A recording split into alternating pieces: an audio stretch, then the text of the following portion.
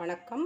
இன்றைக்கி பதிவில் நம்ம வந்து ஒரு மசாலா டீக்கு தேவையான இந்த மசாலா பவுடர் எப்படி ரெடி பண்ணுறதுன்னு சொல்லிட்டு பார்க்க போகிறோம். இப்போ இது மாதிரி அரைச்சி வச்சுக்கிட்டு இதை நல்லா ஏர்டைட்டான பாக்ஸில் போட்டு மூடி நல்லா ஏர்டைட்டாக தனியாக வச்சுக்கிட்டிங்கன்னா ஒரு நாள் மசாலா இந்த டீ போடலாம், ஒரு நாள் இஞ்சி டீ போடலாம், அந்த மாதிரி தனியாக வச்சுக்கலாம். இப்போ இது எப்படி செய்யலாம்னு சொல்லிட்டு பார்க்கலாம் வாங்க.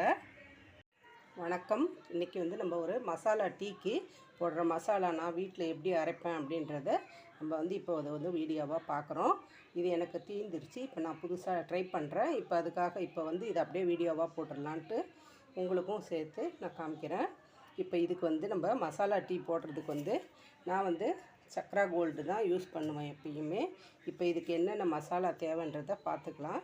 இப்போ ஒரு ஸ்பூன் அளவுக்கு கிராம்பு எடுத்திருக்கேன், ஒரு ஸ்பூன் அளவு ஏலக்காய் எடுத்திருக்கேன், ஒரு 2 பட்டை எடுத்திருக்கேன், ஒரு அரை டீஸ்பூன் அளவுக்கு சோம்பு எடுத்திருக்கேன், ஒரு ஸ்பூன் அளவுக்கு மிளகு, ஒரு 1.5 ஸ்பூன் தனியா, இந்த சுக்கு வந்து இந்த மாதிரி ஒரு 3 பீஸ் எடுத்துக்கோங்க. இப்போ இதில் ஒரு ஸ்பூன் அளவுக்கு நல்லா மாவு ஜவ்வரிசி எடுத்துக்கோங்க. அப்புறம் இந்த மாதிரி ஒரு ஸ்டார் ஒன்று எடுத்துக்கோங்க. இப்போ இது எல்லாத்தையும் சேர்த்து நம்ம லைட்டாக சூடு காட்டிக்கலாம். இப்போது அடுப்பில் வந்து ஒரு வானல் நல்லா சுத்தமாக கழுவிட்டு காரம் எதுவும் இல்லாமல் போட்டுக்கோங்க. இப்போ இதில் சுக்கு மட்டும் நான் வந்து தட்டி வச்சுருக்கிறேன், முழுசாக போடக்கூடாது, அதனால் கொஞ்சம் ஒரு தட்டி நசுக்கி வச்சுருக்கேன். சுக்கு வந்து மாவு சுக்காக வாங்கிக்கோங்க, அது வந்து நல்லாயிருக்கும். இப்போ லைட்டாக வானல் சூடு ஏறினா கூட போதும்.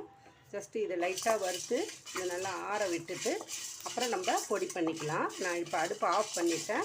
இந்த சூட்லேயே இது இருக்கட்டும், இது நல்லா ஆறி வரட்டும். இப்போ இது நல்லா ஒரு தட்டில் போட்டு ஆற வச்சாச்சு. இதை எடுத்து நல்லா மிக்சியில் சேர்த்து சுக்கு மட்டும் நசுக்கி போட்டுக்கோங்க. இப்போ இதை வந்து நம்ம பவுடராக அரைச்சிட்டு வந்துடலாம். பாருங்கள், நல்லா இது நான் வந்து கொஞ்சம் திரியாக தான் அரைச்சிருக்கேன். இப்படி தான் இருக்கணும், ரொம்ப நைஸாக அரைக்கக்கூடாது. இப்படி தான் இருக்குது, இப்படி இருக்கட்டும். இது நல்லா சூடு ஆறட்டும் கொஞ்சம். இப்போ அடுப்பில் பாத்திரத்தில் ஒரு டம்ளர் அளவுக்கு தண்ணி ஊற்றி கொதிக்க விடலாம். தண்ணி நல்லா சூடு ஏறட்டும். இப்போ இதுக்கு ஒரு ஸ்பூன் அளவுக்கு டீ தூள் சேர்த்துக்கலாம். நான் சக்ரா கோல்டு தான் போடுறேன், ஒரு ஸ்பூன் சேர்த்துக்கலாம். இப்போ பாருங்கள், நல்லா டீ தூள் கொதிக்க ஆரம்பிச்சிடுச்சு. இப்போ இந்த நம்ம அரைச்சி வச்சுருக்க பொடியிலேருந்து இங்கே பாருங்கள் ஒரு 1/4 ஸ்பூன் அளவு தான் போடணும். இது நீங்கள் டீ தூளில் அப்படியே கலந்து வச்சுக்கிட்டாலும் பரவாயில்ல, இல்லை தனியாக கலந்து வச்சுக்கிட்டாலும் பரவாயில்ல. நம்ம டீ போடும்போது சில சமயம் இஞ்சி டீ போடலாம், இல்லைன்னா இந்த மசாலா சேர்த்து இது நல்லா கொதித்து வரட்டும். இப்போ இது நல்லா நம்ம போட்ட மசாலாவும் சேர்த்து நல்லா கொதித்து வந்துருச்சு. இப்போ இதில் நான் சீனி சேர்க்குறேன். நான் வந்து 2 ஸ்பூன் அளவு சர்க்கரை சேர்க்குறேன். நீங்கள் வேணும்னா நாட்டு சர்க்கரையோ எது வேணுமானாலும் நீங்கள் சேர்த்துக்கலாம். இப்போ இது நல்லா கொதித்து வரட்டும்.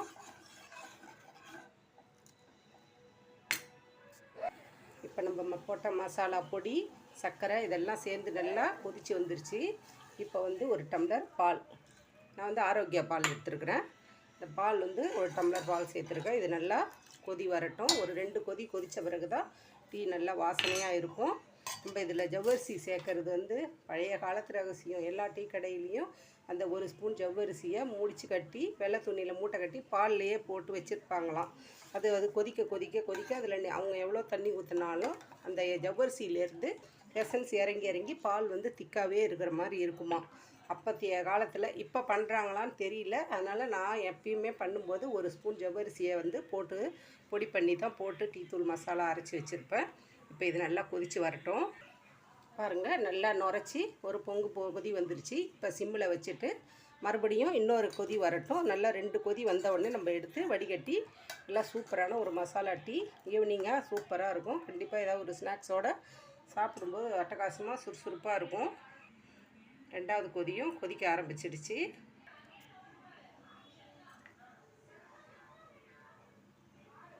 இப்போ நம்ம ஸ்டவ் ஆஃப் பண்ணிவிட்டு டீயை வந்து எடுத்து வடிகட்டிக்கலாம்.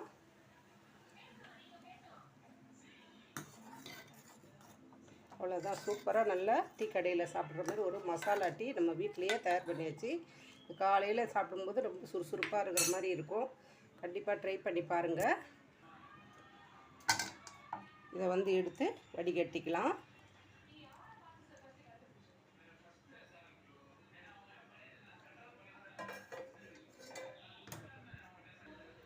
இந்த மசாலா டீ ரெசிபி, அந்த மசாலா தூள் அரைக்கிற ரெசிபி உங்களுக்கு பிடிச்சிருந்துச்சுன்னா இந்த வீடியோவை லைக் பண்ணுங்கள், ஷேர் பண்ணுங்கள். உங்கள் ஃப்ரெண்ட்ஸுக்கெலாம் வந்து ஷேர் பண்ணி விடுங்க. நம்ம வீடியோ சப்ஸ்கிரைப் பண்ணவங்களுக்கும் வீடியோ பார்க்குறவங்களுக்கும் எல்லாருக்குமே பெரிய பெரிய நன்றி. இந்த வீடியோ பிடிச்சிருந்ததுன்னா லைக் பண்ணுங்கள், ஷேர் பண்ணுங்கள். கதம்பம் 2.0 சப்ஸ்கிரைப் பண்ணுங்கள். பக்கத்தில் இருக்க பெல் ஐக்கான் அழுத்துங்க. வாழ்க வளமுடன், நாளும் நலமுடன்.